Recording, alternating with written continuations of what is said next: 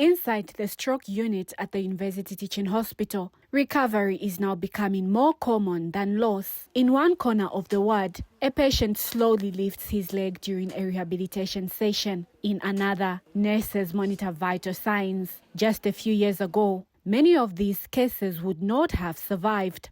Since its launch in 2023, the stroke unit has reduced mortality rates from 40% to 10%, marking significant progress in specialized stroke care in Zambia. But even as survival improves, doctors are raising concern. Stroke happens when one of the vessels that supply blood to the brain ruptures.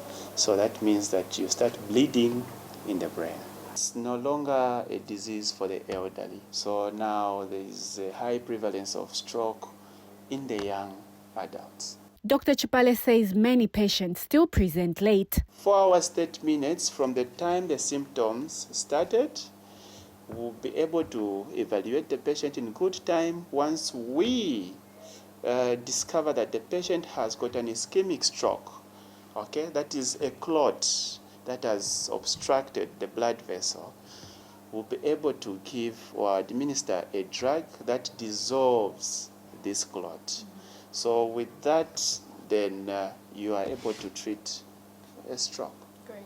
Whenever you see a patient struggling with balance, when you see a patient complaining that they're unable to see either in one eye, or whenever you see somebody having a facial droop, when you see a patient develops acute onset weakness of the arm, when you see somebody struggling, articulating or comprehending. Health experts say early recognition of symptoms and immediate medical attention remain crucial. At UTH Stroke Unit, the message is clear. With timely care and specialized support, survival and recovery are increasingly possible.